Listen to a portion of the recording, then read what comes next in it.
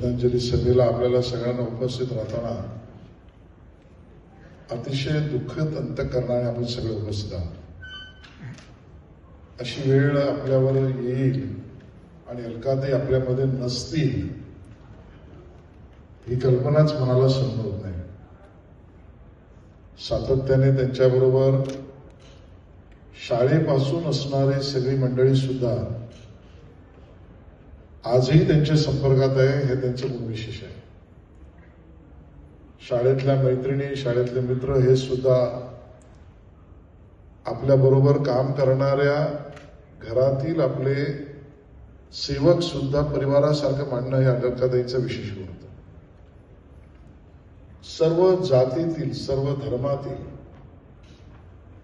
सर्व भाषेतील सगळ्यांना आपलंसं करण्याची हातोटी हे अलकाताईंच्या स्वभावाचं विशेषत्व होतं. आपला तो दुसरा असा भेदभाव कधी अलकाताईंनी केला नाही. खऱ्या अर्थाने त्या कधीच राजकारणी होत्या की नाही हे प्रश्न पडतो. इतक्या सामाजिक चळवळीतल्या त्या कार्यकर्त्या राहिल्या.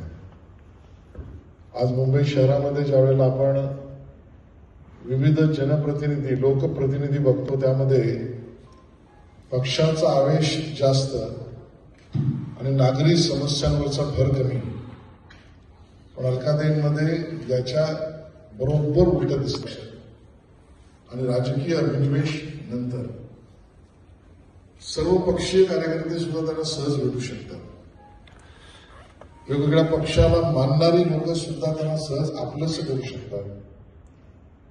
विविध संस्थांच्या संस्थात्मक कामामध्ये त्यांची रुची. गरीब श्रीमंत हा भेदभाव नाहीच. जितक्या सहजतेने करोडपती माणसाशी त्या नम्रतेने वागतील त्याच नम्रतेने आपल्या आजूबाजूच्या परिसरात राहणाऱ्या झोपडपट्टीतील माझ्या माता भगिनींशी सुद्धा त्या वागतील.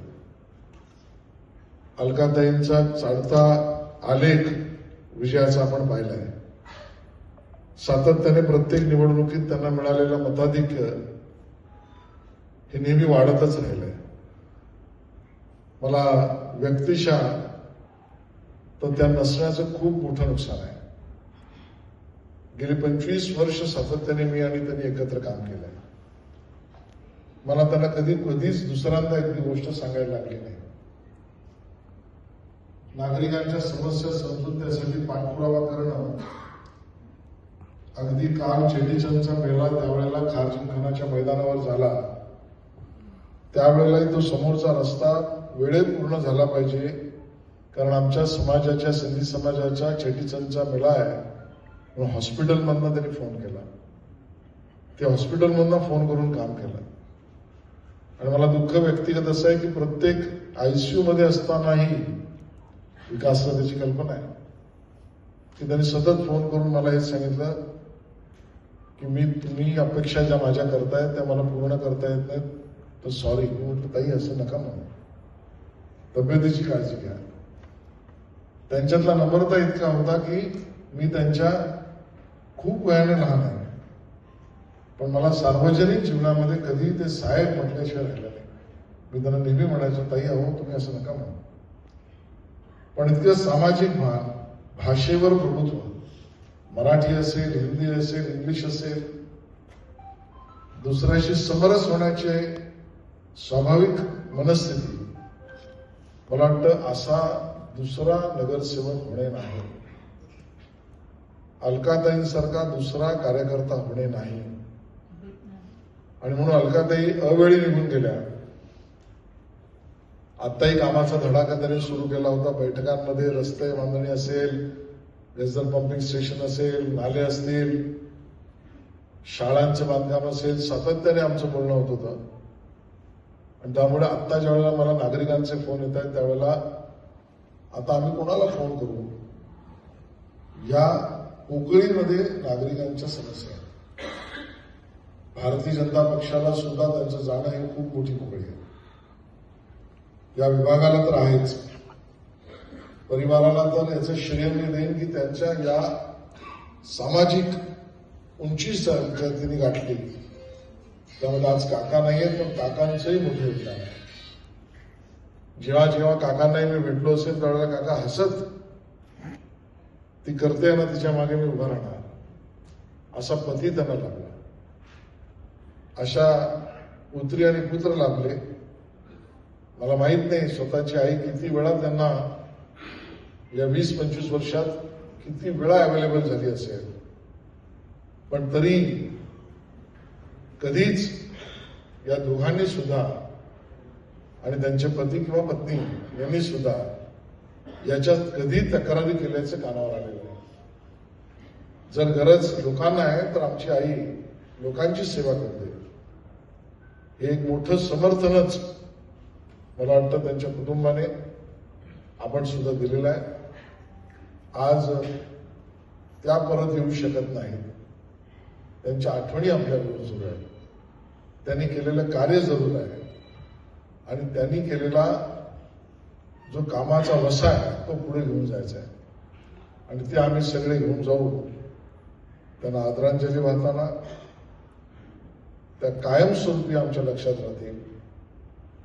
ताई म्हटलं की अलका ताई हेच खार आणि सांताक्रूजचं गणित सातत्याने राहील. मला फक्त एकच प्रसंग सांगायचा. 2014ला आज मी हे सांगतोय कदाचित विकासला माहित नसेल किंवा तुलाही माहित नसेल की मी निवडणूक लढवायची नाही अशा स्वरूपाचा निर्णय होतोय विधानसभेची. आणि त्यावेळेला पक्षाने मला सांगितलं की तुम्ही निर्णय करा, तुम्हाला दुसरं काम दिलं, तुम्हाला विधानसभा वांद्रे लढता येणार नाही ते लढू नका. मी अलकाताईंना गपचूप फोन केला. म्हणजे अलकाताई माझ्या मनात आहे की तुम्ही विधानसभा लढा, मी तुमच्या बरोबर आहे. दुसरा कोणी असता तर उडी मारून पुढे गेला असता. अलकाताई धावत धावत माझ्या घरी आली म्हणाली नाही साहेब तुम्हीच लढवली पाहिजे, मी नाही लढवणार. इतका मोठा मनाचा व्याप्ती असलेल्या अलकाताई या आपल्यातून निघून गेल्या. आपण त्यांना श्रद्धांजली वाहूया. त्यांनी जो कार्याचा वसा घेतला तो पुढे घेऊन जाऊया. आज जे सर्व या विभागातील नागरिक आले, सर्व संस्था आल्या, सर्व मंडळ आली, सर्व शैक्षणिक संस्था आल्या, सर्व जिमखान्याचे प्रतिनिधी आले, सर्व ALMs रेसिडेंट्स असोसिएशन, इथले गणेशोत्सव मंडळ, नवरात्रोत्सव मंडळ, दहीकाला उत्सव मंडळ, सन्माननीय माननीय व्यक्ती, प्रोफेशनल्स, खूप मंडळी सगळे आले. त्यांना केरकर कुटुंबियांच्या वतीने आणि भारतीय जनता पक्षाच्या वतीने मी त्यांचे आभार मानतो. असाच आशीर्वाद आणि प्रेम यापुढेही अखंड ठेवा. आम्ही सर्वच मंडळी अखंडतेने तीच सेवा जो अलकाताईंनी आपल्याबरोबर केली तीच करत राहू या पद्धतीच्या भूमिका मांडतो. आपण सगळ्यांनी 2 मिनिटं उभं राहून त्यांना श्रद्धांजली वाहूया आणि महाश्रद्धांजली सभेचा कार्यक्रम आपण या ठिकाणी